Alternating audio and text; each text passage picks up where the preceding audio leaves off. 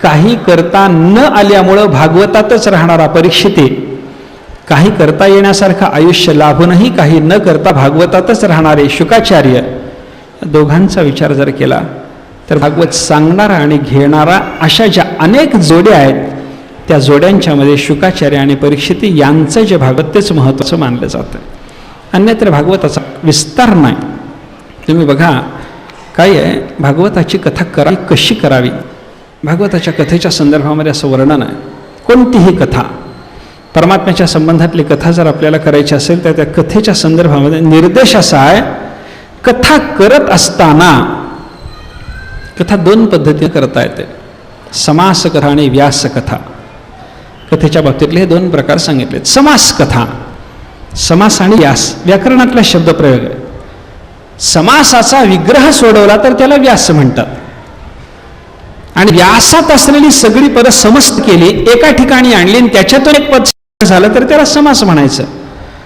समास म्हणजे थोडक्यात संकोच आणि व्यास म्हणजे थोडक्यात विस्तार.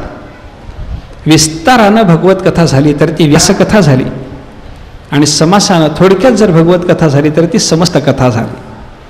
व्यासकथा नको, समस्त कथा पाहिजे, अशा पद्धतीचा एक निर्देश आपल्याला पाहायला सापडतो. कथा म्हणजे तरी काय? जी कथा परमात्म्याच्या संबंधानं आपल्याला करायची आहे त्या कथेच्या संदर्भात विचार करत असताना कथा म्हणजे काय? कथा शब्दाला वेगळा अर्थ आहे. कथा म्हणजे, कथा शब्दात कथ धातू आहे.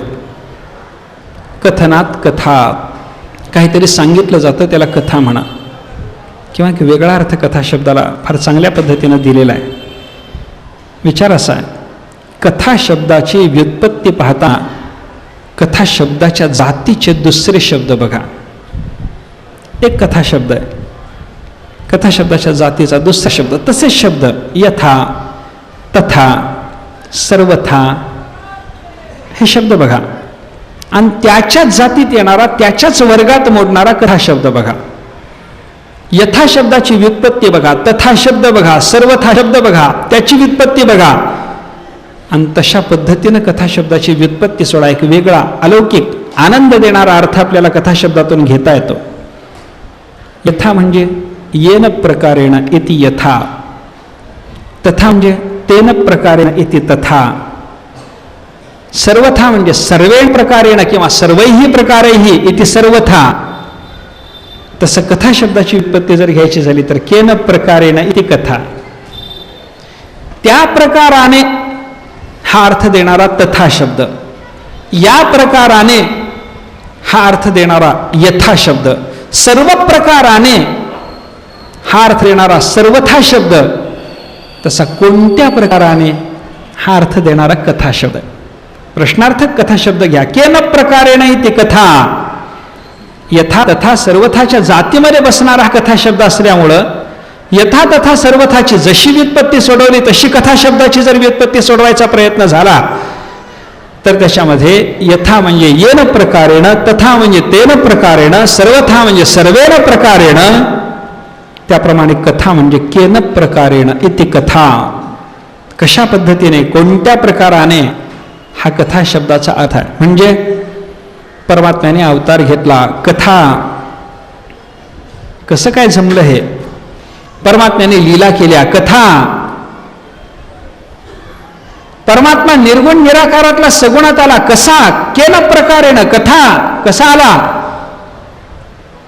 परमात्म्याच्या अवताराचं वर्णन, लीलाचं वर्णन, सगुण साकाराचं वर्णन, मृतभक्षणाचं वर्णन, नवनीत भक्षणाचं वर्णन, या सगळ्या लीलाचं चिंतन करताना देवाने अमुक केलं, कसं केलं, हा प्रश्न निर्माण झाल्याच्या नंतर त्या प्रश्नाच्या समाधानासाठी जे सांगावं लागतं ती आहे कथा. देवाने अवतार घेतला कसा, जे सांगावं लागलं ती कथा. देवाने लोणी खाल्लं कसं, सगळा संदर्भ सांगावा लागला ती कथा. देवाने माती खाल्ली कशी, सगळा संदर्भ सांगावा लागला ती कथा. केन प्रकारेण इति कथा. हा कथा शब्दाचा अर्थ जर आपण विचारात घेतला, किंवा काय आहे, केन प्रकारेण इति कथा अशी व्युत्पत्ती सोडवता येते, आणि या व्युत्पत्तीला प्रमाणही द्यावं लागतं. प्रमाण काय देता? प्रमाण असं आहे, वेदामध्ये कथम या अर्थानं अनेक वेळेला कथा शब्द आहे. आता सगळे मंत्र तिथले सगळे शब्द वगैरे सांगत बसायचं मला काही कारण नाही. कथम म्हणजे कसं, या अर्थाचा प्रचलित संस्कृतामध्ये जो शब्द आहे त्या शब्दाचा पर्याय म्हणून वेद वाङ्मयामध्ये कथा शब्द आहे. कथमचा पर्याय म्हणून जर कथा शब्द येत असेल तर कसं हा त्याचा अर्थच झाला. आणि कसं हा प्रश्न निर्माण झाल्याच्या नंतर त्या प्रश्नाच्या समाधानासाठी आपल्याला जे सांगावं लागलं त्याला कथा म्हणायचं. हा कथा शब्दाचा एक अर्थ आहे. अशी परमात्म्याची कथा करायची ती व्यास आणि समास दोन पद्धतीने करता येते असा विचार आपण केला. विस्तारानंही करता येते, थोडक्यातही करता येते. विस्तारानं कथा करण्याची गरज पामर विषयी जिज्ञासूसाठी सांगितली आणि समास रूपानं थोडक्यात कथा करण्याची आवश्यकता मुक्ताच्या करता सांगितली. मुक्त महात्म्याला फार सांगावं लागत नाही.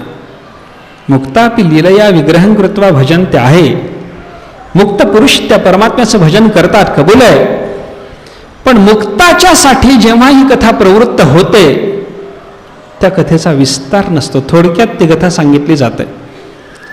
ब्रह्मदेवाला नारद कथा हे ब्रह्मदेवाला भगवान कथा सांगतील थोडक्यात, चतुश्लोकी भागवत, 4 श्लोकात उपदेश. नारद व्यासाला भागवत सांगतील थोडक्यात. नारद व्यास संवादाचा विचार जर आपण केला तर भागवतात फक्त 3 अध्याय आणि आपल्या भागवताचे 335 अध्याय. कुठं 3 कुठं 335. याला म्हणतात समास आणि व्यास. व्यासांना भागवत सांगावं लागलं ते समास रूपानं, ब्रह्मदेवाला जे भागवत सांगावं लागलं ते समास रूपानं, शुकाचार्यांना भागवत सांगावं लागलं व्यासांना ते समास रूपानं. पण शुकाचार्य जेव्हा परीक्षितीला भागवत सांगायला निघाले समास रूपानं सांगता आली नाही ती कथा, कारण तिथं मुक्तता नव्हती. ब्रह्मदेव, नारद, व्यास, शुक इथपर्यंतचे जे श्रोते होते या सगळ्या श्रोत्यांच्या ठिकाणी मुक्त स्थिती असल्यामुळं त्यांच्यासाठी ही कथा जेव्हा निर्माण झाली तेव्हा ती समास रूपानं आली. आणि मुक्त नसलेल्या, मुक्त होऊ इच्छिणाऱ्या परीक्षितीच्यासाठी जेव्हा ही कथा आली तेव्हा ती समास रूपानं नाही, मग 18,000 ग्रंथाच्या संहितेच्या रूपानं विस्तारानं ही कथा प्रगट झाली. अशी समास आणि व्यास 2 रूपानं भगवंताची कथा आपल्याला करता येते. आपण जी कथा करणार आहोत म्हणलं तर समास रूपानं, म्हणलं तर व्यास रूपानं आहे. थोडक्यातही कथा, काही कथेच्याबद्दल आपल्याला विचार करत असताना 7च दिवसाचा कालावधी आपल्याला आहे, नुसता निर्देश करावा लागेल. तिथे समास रूपानं कथा म्हणा. जिथे कथेचा आपल्याकडून थोडाफार विस्तार होण्याची शक्यता असेल तिथे व्यास रूपानं म्हणा. व्यास रूपानं कथा तुमच्यासाठी मी करावी असं नाही. व्यास रूपानं मी जर कथा करायला लागलो तर ती माझ्यासाठी म्हणा. समास रूपानं कथा जर आली तर ती तुमच्यासाठी म्हणा. कारण श्रोत्यांना कमी समजणं ज्ञानेश्वर महाराजांच्या संप्रदायात बसत नाही. समास रूपानं जी कथा येईल ती तुमच्यासाठी आहे, व्यास रूपानं जी कथा येईल ती माझ्या आनंदासाठी आहे असं समजा. अशी समास आणि व्यास दोन्ही पद्धतीनं परमात्म्याची कथा करता येते. मुक्त महात्म्याच्यासाठी म्हणून कथा आली तेव्हा ते समास रूपानं असेल आणि मुक्त नसलेल्या पामर विषयी जिज्ञासूपैकी एखाद्याच्यासाठी जेव्हा ही कथा येईल तेव्हा या कथेच्याबद्दल विचार करत असताना आपल्याला ही व्यास रूपानं आलेली कथा असा विचार करावा लागेल. अजून एक विचार या संदर्भात सांगितला. कथा देणारा जो महात्मा, त्या महात्म्याच्याकडे पाहत असताना आत्तापर्यंतची जी आपण ही परंपरा पाहिली, शुकाचार्याच्यापर्यंतची परंपरा, या परंपरेमध्ये पुढच्या महात्म्याच्या ठिकाणी महत्त्व जास्त दिसतं. व्यासाने भागवत सांगितलं, त्यांना नारदापासून मिळालं, त्यांना ब्रह्मदेवापासून मिळालं. ब्रह्मदेवापेक्षा नारद मोठे आहेत, नारदाच्या पेक्षा व्यास मोठे आहेत, व्यासांच्या पेक्षा शुकाचार्य मोठे आहेत. संपलं. यथोत्तरम मुनीनाम प्रामाण्य असा एक व्याकरणातला नियम आहे. व्याकरणामध्ये कसं आहे, व्याकरणामध्ये मागच्या आचार्याच्या वचनापेक्षा पुढच्या आचार्याच्या वचनाला जास्त प्रामाण्य. आपल्याकडे तसं नाही, बाकीच्या शास्त्रात तसं नाही. विचार करा, श्रुती स्मृती पुराण इतिहास प्रमाण मानले जातात आपल्याकडं. इतिहासापेक्षा पुराणाचं प्रामाण्य मोठं, पुराणाच्या पेक्षा स्मृतीचं प्रामाण्य मोठं, आणि स्मृतीच्या पेक्षा वेदाचं प्रामाण्य सर्वश्रेष्ठ आहे. मागच्याचं प्रामाण्य मानणारी बाकीची शास्त्र आहेत, पुढच्या ऋषीचं प्रामाण्य मानणार व्याकरणशास्त्र आहे. यथोत्तरम मुनीनाम प्रामाण्यम, पुढचे महात्म्य प्रमाण. पाणिनी कात्यायन पतंजली कर्तृकम अद्यमुच्चारणम उपदेशः, उपदेशाची व्याख्या त्यांच्याकडे आहे. पाणिनी कात्यायन आणि पतंजली त्यांचे आचार्य आहेत. पाणिनीने सूत्र रचली, त्या सूत्रातून बोध व्हावा याच्याकरता थोडा सोपेपणा आणण्याकरता त्याच्यावर कात्यायनाने वृत्ती रचली. रचलेल्या वृत्तीतूनही त्या सूत्रातून सांगायच्या आशयाचा उलगडा होईना, म्हणून पतंजलीला महाभाष्य रचावं लागलं. जे पाणिनीने व्यक्त केलं विस्तारानं सांगणारे कात्यायन, पण विस्तारानं सांगणाऱ्या कात्यायनाचं मत जर पाणिनीपेक्षा वेगळं पडलं तर पाणिनी अप्रमाण, कात्यायन प्रमाणित व्याकरणात. कात्यायनाने रचलेल्या वृत्तीच्या विस्तारातून आशय जर उपलब्ध झाला नाही तर तो व्याकरणाच्या सूत्राचा आशय व्यक्त करण्याकरता वृत्तीवर पतंजलीचं महाभाष्य आहे.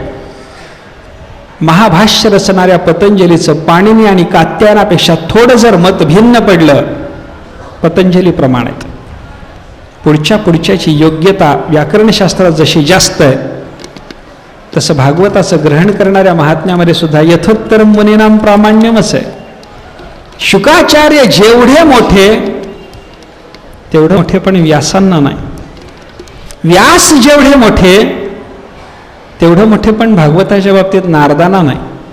नारद जेवढे मोठे तेवढे मोठे पण भागवताच्या बाबतीमध्ये ब्रह्मदेवाला नाही. वस्तुतः ब्रह्मदेवाने नारदाला दिलंय, पण देणारे लहान ठरले, घेणारा मोठा ठरला. गुरु गुड ही रह गया, चेला चीनी बन गया म्हण. हिंदीत असं म्हणतात, गुळच राहिला, शिष्य साखर झाला, चेला चीनी बन गया. हा तिथंच पुढचा मात्र उत्कर्षाला प्राप्त होत राहिला. म्हणून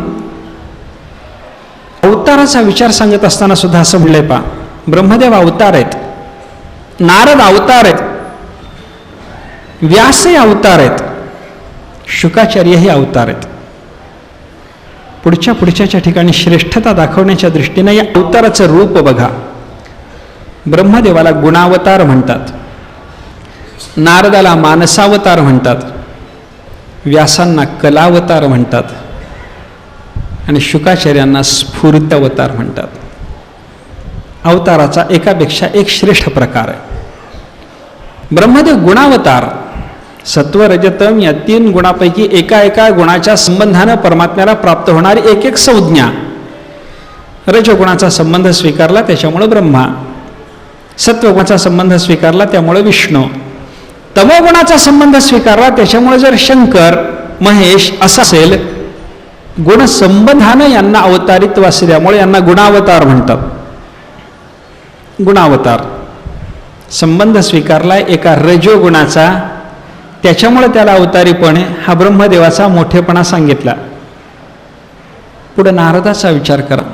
नारद कसे आहेत? अवतारच आहेत, ब्रह्मदेवापासूनच प्रगट झालेत, पण गुणसंबंधानं नाही. प्राकृत अवतार त्यांचा मानला नाही, तो मानसावतार आहे. नारदाच्या विशुद्ध मनातून, हे ब्रह्मदेवाच्या विशुद्ध मनातून नारदाचा प्रादुर्भाव आहे. ब्रह्मदेव जसे रजोगुणाच्या संबंधानं सिद्ध झालेले अवतार आहेत, नारद रजोगुण संबंधानं नाही, तमोगुण संबंधानं नाहीच नाही. ब्रह्मदेवाच्या शुद्ध सात्विक निर्विकार अंतःकरणातून नारदाचा प्रादुर्भाव. गुणसंबंध नाही, मानसावतार श्रेष्ठ ठरला. मानसावतार असलेल्या या नारदापासून ज्याने भागवत ग्रहण केलं ते व्यास बघा. व्यासाचं कसं आहे? व्यासाला गुणावतार म्हणत नाहीत, मानसावतार म्हणत नाहीत, कलावतार म्हणतात. कला, परमात्म्याच्या 16 कलापैकी एखाद कला किंवा 4 कला, त्याहीपेक्षा अधिक कला, 8 कला, 8पेक्षा अधिक कला यांचा संबंध ज्या अवताराच्या ठिकाणी आहे त्याला म्हणायचं कलावतार. मानसावताराच्या पेक्षा कलावताराचं महत्त्व जास्त सांगता येतं. ब्रह्मदेव गुणावतार, नारद मानसावतार, व्यास कलावतार. पण व्यासाचे वर्णन करत असताना पुन्हा कलाचं म्हणलं. 16 पैकी काहीच कला तिथं आहेत. शुकाचं वर्णन करत असताना मात्र म्हणले स्फूर्ती अवतार. परमात्म्याच्या 16ही कलांचं स्फुरण ज्यांच्या ठिकाणी झालं असा अवतार म्हणजे शुकाचार्य आहेत.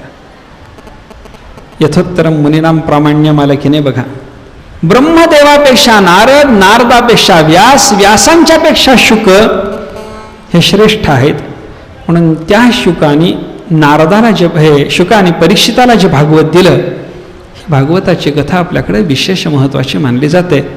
अशी ही भागवताची कथा शुक परीक्षितीच्या संवादातून जी प्राप्त झालेली आहे त्या भागवत कथेच्या संबंधातला विचार आपल्याला करायचा आहे.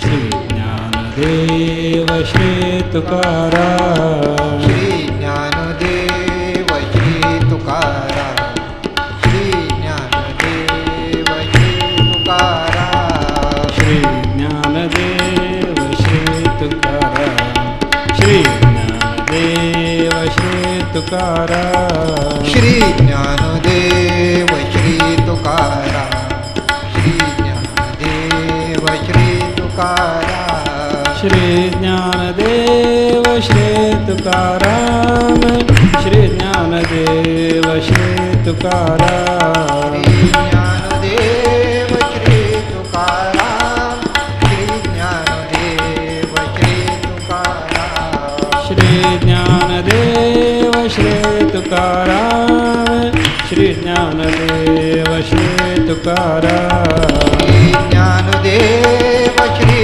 तुकाराम, श्री ज्ञानदेव श्री तुकाराम, श्री ज्ञानदेव श्री तुकाराम, श्री ज्ञानदेव श्री तुकाराम, श्री ज्ञानदेव श्री हाय करू नका. श्री ज्ञानदेव श्री तुकाराम, श्री ज्ञानदेव श्री तुकाराम.